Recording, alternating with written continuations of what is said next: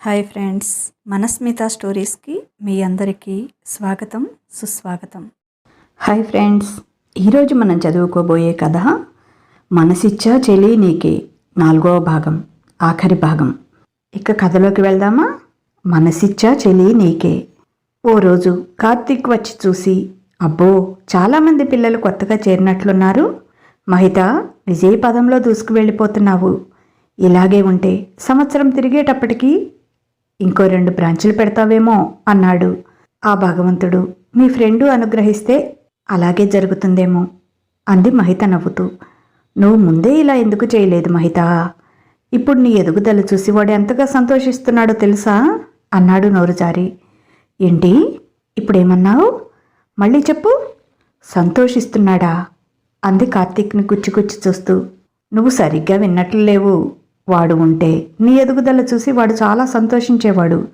వాడు ఇక్కడ ఉన్నప్పుడు ఇలా చేసి ఉంటే అన్నాను అన్నాడు తడబడుతూ. అతనిలో తడబాటును కూడా గమనించింది మహిత. నిజం చెప్పు కార్తీక్, నీకు తెలుసు కదా దీపు ఎక్కడున్నాడో. ప్లీజ్ ఒక్కసారి రమ్మని చెప్పు. ఇంకా అతనికి దూరంగా ఉండి భరించే శక్తి సన్నగిల్లిపోతుంది నాలో. ప్లీజ్ కార్తీక్, నీకు తెలుసు దీపు ఎక్కడున్నాడో. అతని దగ్గరకు నన్ను తీసుకెళ్ళవా అంది చేతులు జోడిస్తూ. అయ్యో మహిత, ఏంటి అలా అంటావు? నాకు తెలిస్తే ఇన్నాళ్ళు ఊరుకుంటానా? వాడిని ఎప్పుడో తీసుకొచ్చి నీ ముందు నిలబెట్టను. అసలు వాడు ఏమయ్యాడో ఎక్కడికి వెళ్ళాడో తెలియక నేను ఇప్పటికీ వెతుకుతూనే ఉన్నాను అన్నాడు. అతను అబద్ధం చెప్తున్నాడని అతని మాట తీరు, అతని మొహమే చెప్తోంది. సరే, నాకు ఇంపార్టెంట్ పని ఉంది. ఇటువైపు వెళ్తూ చూసిపోదామని ఇలా వచ్చాను. నేను వెళ్తున్నాను అని అక్కడి నుంచి గబగబా వెళ్ళిపోయాడు. వెళుతున్న కార్తీక్ వైపు అలాగే చూస్తూ ఉండిపోయింది మహిత. ఆ రోజు ఉదయం జరిగిన సంఘటన గుర్తుకొచ్చింది. ఆ రోజు ఉదయం తన డే కేర్ సెంటర్లో వాళ్ళ పాపని చేర్చడానికి వచ్చారు ఒక జంట. అతను తనని గుర్తుపట్టాడు. నువ్వు దీపక్ వైఫ్ కదా అన్నాడు. అవును అంది తను. అవును, ఇప్పుడు దీపక్ హెల్త్ ఎలా ఉంది? అతను 6 months నుంచి హెల్త్ బాగాలేదని వర్క్ ఫ్రమ్ హోమ్ చేస్తున్నాడుగా. ఇప్పుడు ఎలా ఉంది? అసలు ఇంతకీ ఏమైంది దీపక్కి అన్నాడు అతను. మహిత అయోమయంగా అతని వైపు చూసింది. బాగానే ఉంది అన్నట్లు తల ఊపింది. అప్పుడే ఆమెకు కార్తీక్ మీద అనుమానం వచ్చింది. దీపు వర్క్ ఫ్రమ్ హోమ్ తీసుకుంటే కార్తీక్ అతని జాబ్ మానేసి వెళ్ళిపోయాడని ఎందుకు చెప్పాడు అని. అదేంటో కార్తీక్నే అడగాలి అనుకుంది. అనుకోకుండా కార్తీక్ ఇప్పుడు మాట్లాడిన మాటలు కూడా తన అనుమానానికి ఊతమిస్తున్నాయి. మార్నింగ్ దీపు కొలిక్ చెప్పిన మాటలు, ఇందాక కార్తీక్ మాట్లాడిన మాటలు విన్నాక ఖచ్చితంగా దీపు విషయం కార్తీక్కి తెలుసు అని నిర్ణయానికి వచ్చింది. అందుకే తను అడగటంతో ఇప్పుడు కూడా ఏదో చెప్పి తప్పించుకొని వెళ్ళాడు. దీపు ఎక్కడ ఉంది కార్తీక్కి ఖచ్చితంగా తెలుసు. ఎందుకు అతను నా దగ్గర దాచిపెడుతున్నాడు? తెలుసుకోవాలి అనుకుంది. కొంపతీసి కార్తీక్ ఏదైనా ఆశించి దీపుని కిడ్నాప్ చేయలేదు కదా అనుకుంది. తర్వాత రోజు ఈవినింగ్ దీపు ఆఫీస్ బయట కొంచెం దూరంగా తన స్కూటీ ఆపి వెయిట్ చేస్తూ ఉంది. కార్తీక్ ఎవరో ఫ్రెండ్తో కలిసి బయటికి వచ్చాడు. ఇద్దరూ కలిసి కార్తీక్ కారులోనే బయలుదేరారు. వాళ్ళని అనుసరించింది మహిత. ఆమెకు హెల్మెట్ ఉండటం, ఎప్పుడూ లేనిది టాపు జీన్సు వేసుకోవటంతో అసలు పోల్చుకునే అవకాశమే లేదు కార్తీక్. ఇంతవరకు దీపుని అతని ఇల్లు ఎక్కడా అని మహిత అడగలేదు. మా ఇంటికి రమ్మని వాళ్ళని కార్తీక్ ఆహ్వానించనూ లేదు. ఏదైనా అవసరమైనప్పుడు మహితే ఫోన్ చేస్తుంది. కార్తీకే వాళ్ళ ఇంటికి వస్తున్నాడు. ఏదీ ఆశించకుండా తనకి అవసరమైన హెల్ప్ చేస్తున్నాడు. అంటే కొంపతీసి తన నుంచి ఏదైనా ఆశిస్తున్నాడా? తన శరీరాన్ని ఆశించి దీపుని బంధించి ఇలా చేస్తున్నాడా అనుకుంది. తర్వాత తన ఆలోచనకి తానే నవ్వుకుంది. అత్తయ్యతో పాటు ఇదివరకు టీవీ సీరియల్స్ విపరీతంగా చూసేది. వాటి ప్రభావం అనుకుంటా ఈ దిక్కుమాలిన ఆలోచనలు అని నవ్వుకుంది. అలాంటి ఆలోచన అతని మనసులో ఉంటే ఒక సందర్భంలో కాకపోతే ఒక సందర్భంలో అయినా బయటపడేవాడు. అతను ఎప్పుడూ సూటిగా తన కళ్ళలోకి కూడా చూడలేదు. కార్తీక్ది స్వతహాగా మంచి మనస్తత్వం. దీపక్ తను బెస్ట్ ఫ్రెండ్స్. దీపక్ భార్య బాధపడుతుంది, ఇబ్బంది పడుతుందని తనకి సహాయం చేసి ఉండొచ్చు. లేకపోతే అలా సహాయం చేయమని దీపక్ కూడా చెప్పి ఉండొచ్చు. కార్తీక్ని అలా అనుమానించాల్సిన అవసరమే లేదు. ఏదైనా కానీ దీపక్ సైడ్ నుంచే ఉంది. అదేంటో తను తెలుసుకోవాలి. తాను అనుకున్నది నిజమో కాదో, నిజంగానే దీపక్ దగ్గర కార్తీక్ ఉన్నాడో లేదో లేక ఇదంతా తన ఊహేనో తెలుసుకోవాలి. తన మనసుకెందుకో దీపక్ కార్తీక్ దగ్గరే ఉన్నాడు అనిపిస్తోంది. కార్తీక్ కావాలని దీపక్ ఎక్కడ ఉంది, ఏం చేస్తుంది చెప్పకుండా దస్తే తను అడిగినా చెప్పడు. అందుకే ఇలా సీక్రెట్గా కనుక్కోవాలి అనుకుంది. అతని ఫ్రెండ్ని మధ్యలోనే డ్రాప్ చేసి కారును ముందుకు పోనిచ్చాడు. దీపక్ ఓ అపార్ట్మెంట్లోకి కారును పోనిచ్చాడు. లిఫ్ట్లో పైకి వెళ్ళిపోయాడు. అక్కడ ఉన్న బోర్డులో కార్తీక్ ఏ ఫ్లాటో చూసింది. తను కూడా పైకి వెళ్ళింది. తలుపు కొట్టబోయేంతలో డోర్ తెరుచుకొని పనమ్మాయి అనుకుంటా బయటకు వచ్చి, అయ్యగారు నేను వెళ్తున్నా, తలుపేసుకోండి అంది. సరేలే నేను వేసుకుంటా, నువ్వు వెళ్ళు అని లోపల ఎక్కడో చిన్నగా వినిపిస్తున్నాయి మాటలు. వాష్రూమ్లో ఉన్నాడనుకుంటా. సరే అని డోర్ దగ్గరికి లాగి వెళ్ళిపోయింది ఆమె. ఇదే సందని లోపలికి వెళ్ళింది మహిత. ఇంకా వాష్రూమ్లోంచి వాటర్ సౌండ్ వినిపిస్తోంది. అది డబుల్ బెడ్రూమ్ ఫ్లాట్. కొంచెం విశాలంగా ఉన్న హాలు, ఓ పక్క కిచెన్, దాన్ని ఆనుకొని చిన్న దేవుడి మందిరం, పక్కపక్కనే 2 బెడ్రూమ్స్. వాస్తు ప్రకారం ఉంది ఆ ఇల్లు. ఓ బ్యాచిలర్ ఉంటున్న ఇల్లులా లేదు. చాలా నీట్గా పద్ధతిగా ఉంది. వాటర్ సౌండ్ వస్తున్న బెడ్రూమ్లోకి కాకుండా చిన్నగా పక్కన ఉన్న బెడ్రూమ్ దగ్గరికి వెళ్ళింది. చిన్నగా డోర్ నెట్టింది. ఎదురుగా చిన్న బెడ్, దాని పక్కనే స్టడీ టేబుల్, చైర్ వేసి ఉన్నాయి. అక్కడ కూర్చొని అటు తిరిగి ల్యాప్టాప్లో వర్క్ చేసుకుంటున్నాడు ఓ వ్యక్తి. తలుపు చప్పుడైనా ఎంతసేపటికి కార్తీక్ మాట వినపడకపోయేటప్పటికీ, ఏంట్రా కార్తీ, ఏమంటుంది మహి, చాలా రోజుల నుంచి వెళ్ళమంటే నాకు టైం సరిపోవటం లేదు అంటున్నావు. ఈ రోజైనా వెళ్ళావా లేదా? అమ్మ పిల్లలు మహి ఏం చేస్తున్నారు? అందరూ బాగున్నారా? మహి డే కేర్ సెంటర్ బాగా సాగుతుందా? ఏమైనా ప్రాబ్లమ్స్ ఉన్నాయా అని అటు తిరిగి అడుగుతున్నాడు. అతని మాట చాలా చిన్నగా, చాలా నీరసంగా ఉంది. అప్పటికి కూడా కార్తీక్ నుంచి మాట రాకపోయేటప్పటికీ, ఏంట్రా బాబు, నా మీద కోపం వచ్చిందా అన్నాడు రివాల్వింగ్ చైర్లో. వెనక్కి తిరిగి ఎదురుగా కార్తీక్ బదులు మహితను చూసి స్టన్ అయిపోయాడు. అలాగే బిగుసుకుపోయాడు కాసేపు. మహిత కళ్ళలోంచి నీళ్లు ధారాపాతంగా కారిపోతున్నాయి. వాటిని తుడుచుకోవడం కూడా మర్చిపోయింది. దీపుని అలాగే చూస్తూ ఉంది. వాయిస్ వింటే తప్ప మనిషిని చూస్తే అతను దీపు అని గుర్తుపట్టడం చాలా కష్టం. అంతగా శుష్కించిపోయాడు. ఎముకల మీద తోలు కప్పుకున్నట్లుగా ఉంది అతని దేహం. రక్తం లేక పాలిపోయినట్టు బూడిద రంగులోకి వచ్చింది శరీరం. ఎంతో అందంగా పుష్టిగా ఉండే దీపక్ చిక్కి శల్యమయ్యాడు. ఓ నిమిషం ఎదురుగా ఉన్నది దీపక్ అని మహితే నమ్మలేకపోయింది. అంతలా మారిపోయాడు. కళ్ళల్లో ప్రాణాలు పెట్టుకుని ఉన్నాడు. దీపక్ని చూడగానే రకరకాల ఫీలింగ్స్తో అక్కడి నుంచి ఒక అడుగు కూడా ముందుకు వేయలేకపోయింది మహిత. చివరికి అతనే తేరుకొని మహి అంటూ చిన్నగా లేచి వచ్చి ఇక దూరంగా ఉండలేక మహితను కౌగిలించుకున్నాడు. అతని శరీరం నిలబడటానికి శక్తి లేనట్లు వణిగిపోతుంది. మహిత గట్టు తెగిన గోదారి అయ్యింది. గట్టిగా దీపక్ని కౌగిలించుకొని పెద్దగా ఏడ్చేసింది. ఆ సౌండ్కి కార్తీక్ బయటకు వచ్చాడు. అక్కడ మహితను చూసి ఆశ్చర్యపోయాడు. కామ్గా తన రూంలోకి వెళ్ళిపోయాడు. అతని ఒళ్ళంతా తడిమి చూసి, ఏంట్రా దీపు, ఇలా అయిపోయావేంటి? అసలు మమ్మల్ని అందరినీ వదిలిపెట్టి ఇక్కడెందుకున్నావు? ఇక్కడేం చేస్తున్నావు నువ్వు? నీ మాట వినటం లేదని నా మీద ఎంత కోపం ఉంటే మాత్రం ఇలా చేస్తారా ఎవరైనా? అసలు నువ్వు ఎందుకు ఇలా అయిపోయావు? అసలు తింటున్నావా? అయినా కార్తీక్ నిన్ను ఇక్కడ ఉంచుకొని తిండి కూడా పెట్టడం లేదా? ఇలా అయిపోయావు? అతను నిన్ను ఇక్కడ బంధించాడా అంది అనుమానంగా. ఏ పిచ్చి, అలాంటిది ఏమీ లేదే, నేనే కావాలని ఉన్నాను అన్నాడు చాలా నీరసంగా. మరి నువ్వెందుకురా ఇలా అయిపోయావు? అసలు ఇక్కడ ఎందుకు ఉన్నావు? ఇప్పుడు నేను కనుక్కోకపోతే ఇలాగే ఉండిపోయేవాడివా? ఎప్పటికీ మాకు దూరంగా అంది అతని కాలర్ పట్టుకొని. నవ్వుతూ ఆమె వైపు చూశాడు. నేను దూరంగా ఉన్నానని ఎవరన్నారు? నేను రోజు వచ్చి మిమ్మల్ని చూస్తూనే ఉన్నాను అన్నాడు. రోజూ దూరం నుంచి మమ్మల్ని చూస్తున్నావా? అయితే నువ్వు దూరం అయ్యావని బాధ, దుఃఖం, ఏడుపు అన్నీ మాకు మిగిల్చి నువ్వు దూరంగా ఉండి తమాషా చూస్తున్నావా? ఎందుకురా మేమంటే అంత కక్ష నీకు? ఏం చేశాము మేము? నిన్ను ప్రేమగా కళ్ళల్లో పెట్టుకొని చూసుకున్నాము. అదేనా మేం చేసిన తప్పు? నిన్ను కొట్టేయాలనిపిస్తుంది నాకు. కానీ నీ అవతారం చూస్తుంటే భయమేస్తుంది. అసలు ఎందుకు ఇలా తయారయ్యావు? ఎందుకు మాకు దూరంగా ఉంటున్నావు? ముందది చెప్పు అంది. ఆమె ఒడిలో పడుకొని నడుముని చుట్టేసి ఆమె పొట్టలో మొహం దాచుకొని పసిపిల్లవాడిలా ఏడ్చేశాడు. అతను మానసికంగానూ శారీరకంగానూ భరించలేని బాధని అనుభవిస్తున్నాడు అని అర్థమైంది మహితకి. అతని మనసులో గూడు కట్టుకున్న బాధంతా తీరిపోయే వరకు ఏడవమని అలాగే వదిలేసింది. ఓ చెయ్యి అతని జుట్టులోకి పోనిచ్చి నిమురుతూ, ఓ చేత్తో అతని వీపు నిమురుతూ ఉంది ధైర్యం చెబుతున్నట్లుగా. ఏడ్చి ఏడ్చి ఓపిక లేక అలాగే నిద్రపోయాడు. కార్తీక్ వచ్చి దీపక్ని బెడ్ మీద సరిగ్గా పడుకోబెట్టి మహితని తీసుకొని హాల్లోకి వచ్చాడు. నిద్రపోతున్నాడు అని చెప్పి మహితని తీసుకొని హాల్లోకి వచ్చాడు. నిద్రపోతున్నాడు అని చెప్పి మహితని తీసుకుని హాల్లోకి వచ్చాడు. తీక్షణంగా కార్తీక్ వైపు చూసింది. తల వంచుకున్నాడు తప్పు చేసినట్లుగా. నువ్వు ఇప్పుడు తల వంచుకోవటం కాదు చేయాల్సింది. అసలు ఏం జరిగింది? ఆయన ఎందుకు అలా ఉన్నారు?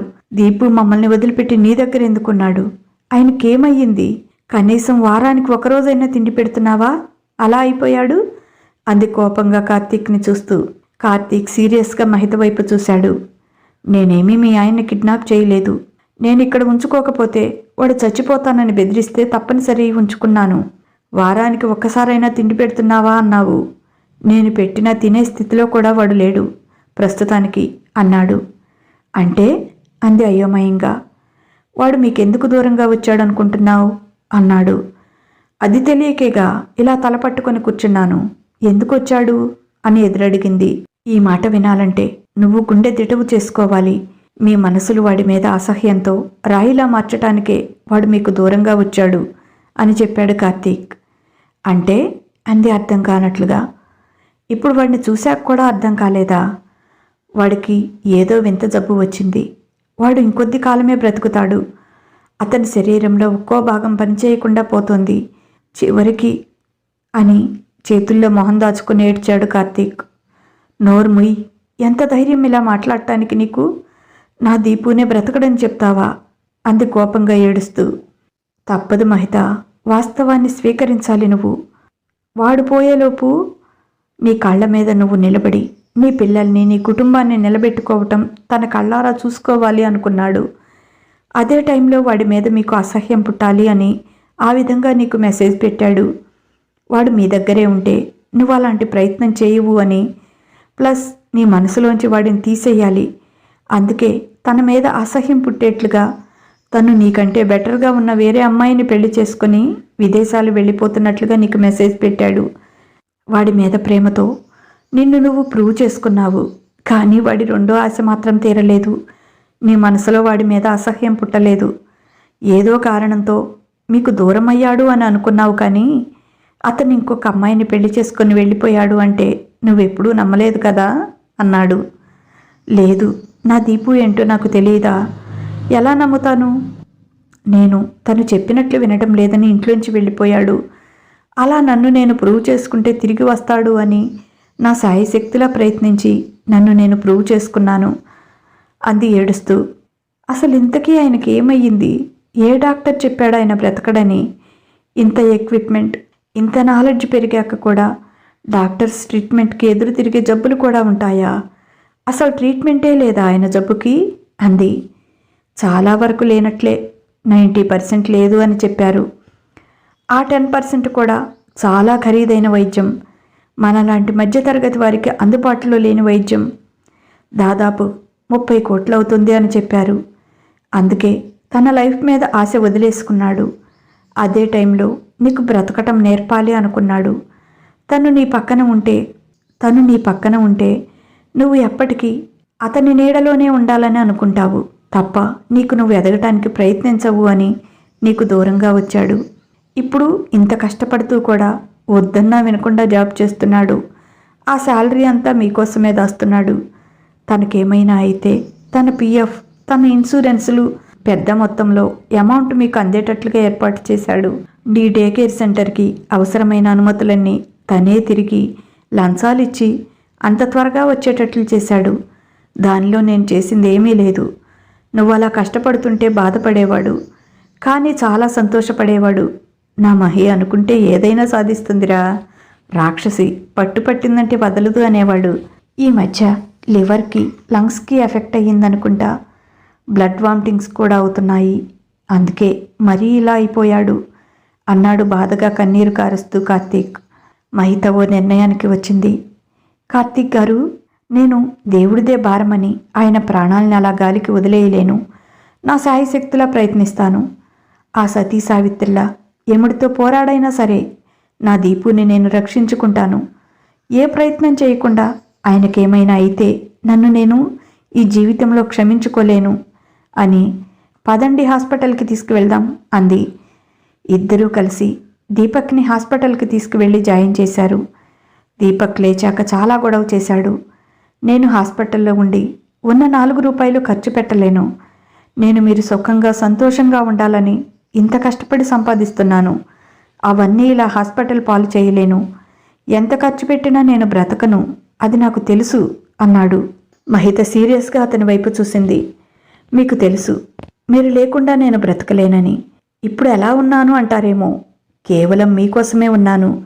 మీరు తిరిగి వస్తారని ఆశతోనే ఎదురుచూస్తూ నన్ను నేను నిరూపించుకున్నాను. నేనే ప్రయత్నం చేయకుండా నా కళ్ళ ముందే నీ ప్రాణాలు పోవటం నేను భరించలేను. అందుకే నువ్విప్పుడు నా మాట వినకపోతే ముందుగా నేను సూసైడ్ చేసుకుంటాను. ఆ తర్వాత నీ ఇష్టం వచ్చినట్లు నువ్వు చేసుకో అంది అతని కంటే మొండిగా మహిత. ఆమె మాటలకు ఎదురు చెప్పలేక, ఏం వాగుతున్నావే, ఇద్దరము చచ్చి పిల్లల్ని అనాథల్ని చేస్తావా అన్నాడు కోపంగా. అందుకే నేను చెప్పినట్లు విను. నీ జీవితం మీద నువ్వు ఆశ పెంచుకో దీపు. లేకపోతే ఏ ట్రీట్మెంట్ కూడా పనిచేయదు. నువ్వు బ్రతుకుతావు. నిన్ను నేను బ్రతికించుకుంటాను. నువ్వు మాకు కావాలి. నువ్వు లేని బ్రతుకు ఎంత నరకమో మేము ఈ కొద్ది కాలంలో అనుభవించాము. అది జీవితాంతం అనుభవించలేము. ప్లీజ్ దీపు, నా మాట వినరా కన్నా. నేను చూసుకుంటాను. నేను నిన్ను బ్రతికించుకుంటాను. ప్లీజ్ కన్నా, నా ప్రయత్నం నన్ను చేయనివ్వు. ఆ తర్వాత భారం దేవుడి మీద వేద్దాం అంది. డే కేర్లో ఎక్స్ట్రా ఇద్దరిని అపాయింట్ చేసుకొని కొద్ది కాలం మీరే జాగ్రత్తగా చూసుకోవాలి అని చెప్పి ఇక తన ప్రయత్నాలు మొదలుపెట్టింది. అది హైదరాబాద్లోనే అతిపెద్ద హాస్పిటల్. డాక్టర్స్ అందరి కాళ్ళు పట్టుకొని బ్రతిమాలి వాళ్లతో దీపు పరిస్థితి గురించి మాట్లాడించి ఆ వీడియో అన్ని సోషల్ మీడియా ప్లాట్ఫామ్స్లో పెట్టింది. తమ కథనంతా చెప్పి అతను లేకపోతే తాము బ్రతకలేమని, మీకు తోచిన సహాయం చేయండి అని వేడుకుంది. అంత ఖరీదైన ట్రీట్మెంట్ని తాము ఎఫర్ట్ చేయలేము అని అందరికీ విన్నవించుకుంది. ముఖ్యమంత్రికి సహాయం చేయమని అర్జీ పెట్టుకుంది. డబ్బు ఎవరూ తమ చేతికి కానీ తమ అకౌంట్స్లో కానీ వేయొద్దని, నేరుగా హాస్పిటల్ అకౌంట్లో వేయమని, అతని ట్రీట్మెంట్కు సరిపోను మనీ కలెక్ట్ అయిన తర్వాత ఆ అకౌంట్ దానంతటదే క్లోజ్ అవుతుందని చెప్పారు డాక్టర్స్ కూడా.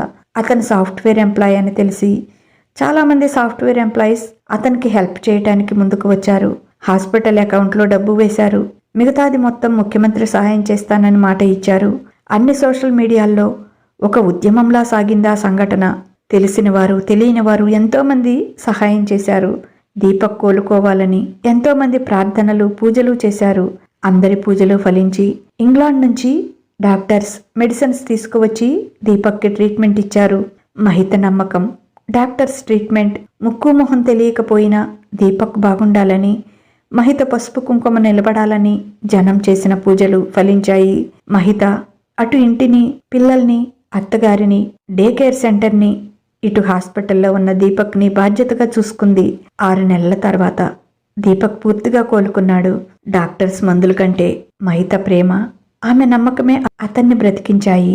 అతనికి మహితను చూస్తుంటే సంతోషమే కాదు, చాలా గొప్పగా గర్వంగా ఫీల్ అయ్యేవాడు.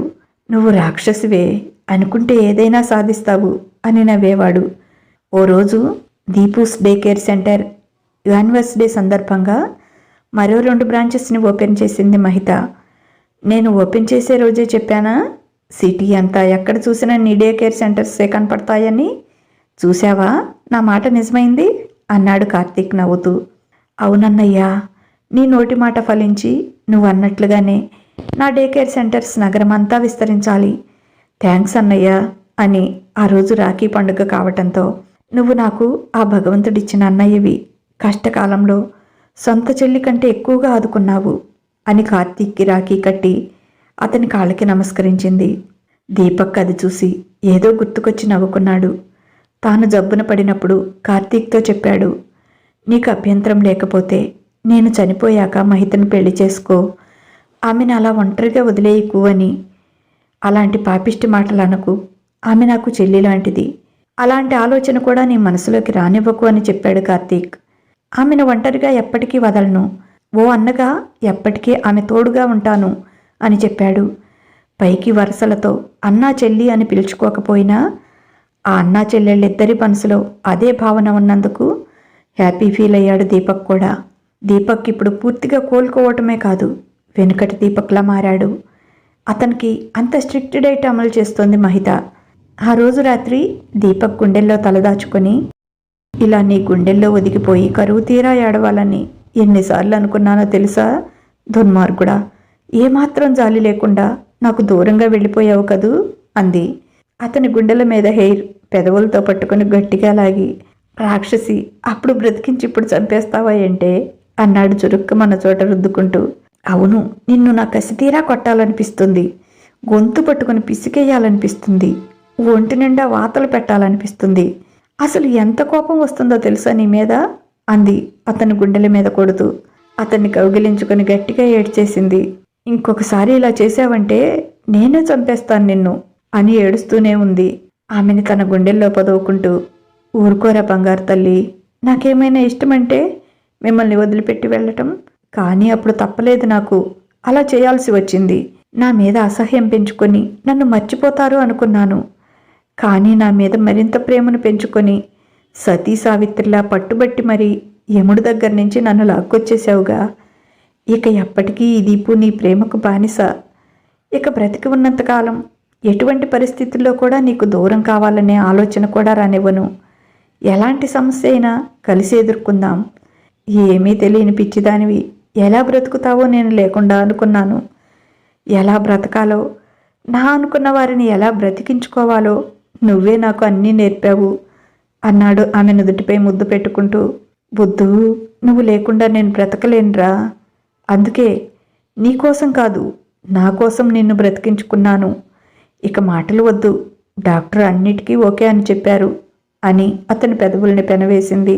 మరి కానివ్వు, స్టార్ట్ చెయ్యి అని కన్ను గీటుతూ ఆమెని తన మీదకి చేర్చుకున్నాడు. ఛీ పోరా అని సిగ్గుపడుతూనే చెలరేగిపోయింది.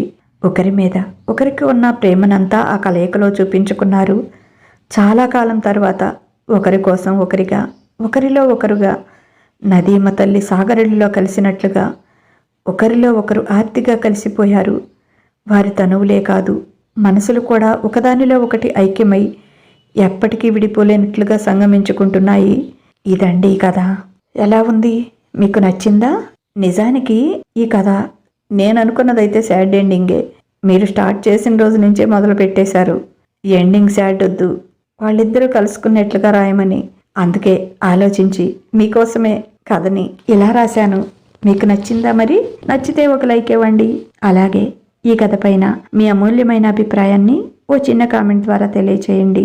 ఈ మధ్య కామెంట్స్కి నేను రిటర్న్ ఆన్సర్ ఇవ్వటం లేదు, ఏమీ అనుకోకండి. హ్యాండ్ పెయిన్తో ఏమీ చేయలేకపోతున్నాను, అన్యదా భావించకండి. సరేనండి, ఇక ఉంటాను. బాయ్. మీ లక్ష్మి ఘంట.